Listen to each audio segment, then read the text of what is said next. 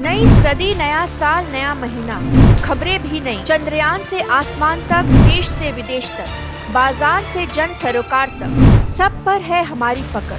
देखिए देखिए खबर सदीनामा सदीनामा सदीनामा। तेलंगाना की जनता कभी भी कांग्रेस के इस दुष्चक्र में और जिस तरीके से उन्होंने जनता को दबाने का प्रयास किया था उसको भूलने वाली नहीं है और कांग्रेस को कभी भी तेलंगाना की जनता माफ करने वाली नहीं है। जहां तक बीआरएस का सवाल है, ये तेलंगाना राज्य समिति के नाम पर तेलंगाना के लिए लड़ाई लड़ी गई, लेकिन तेलंगाना राज्य बनने के बाद तेलंगाना पीछे रह गया और केसीआर का परिवार आगे बढ़ा। यही लक्ष्य लेकर 10 साल से काम किया है और परिवारवाद को, वंशवाद को बढ़ावा देने का काम किया है और वंशवाद के साथ साथ भ्रष्टाचार को बढ़ाने का काम किया है।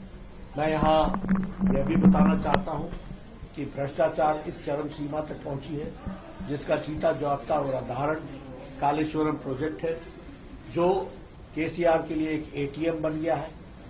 38,000 करोड़ रुपए का प्रोजेक्ट आज 1,20,000 करोड़ का हो गया है और उसी तरीके से धरनी पोर्टल, वो आज हरनी पोर्टल बन गया है और गरीबों की जमीन को हड़प कर और श्यामलाल की भूमि को हड़प कर, गांव की भूमि को हड़प कर और वह पैसे वाले लोगों को बड़े ऊंचे दाम पर और पैसे कमाकर कमीशन पर उसको बेचने का काम चला है।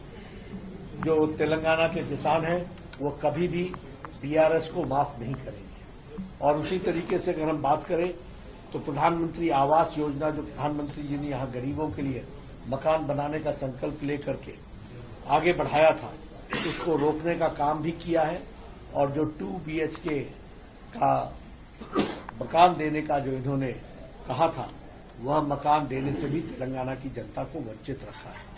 और सैकड़ों भ्रष्टाचार के उदाहरण हैं। कुशासन चरम सीमा पर है। इसलिए कांग्रेस और बीआरएस दोनों ही एक ही सिक्के के दो पहलू हैं और दोनों ही भ्रष्टाचार में माहिर रहे हैं, दोनों ही कुशासन के लिए जाने जाते हैं।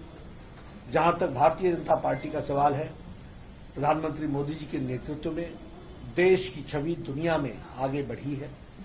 नई सदी, नया साल, नया महीना, खबरें भी नई। चंद्रयान से आसमान तक, देश से विदेश तक, बाजार से जन सरोकार तक, सब पर है हमारी पकड़। देखिए देखिए खबर सदीनामा सदीनामा सदीनामा।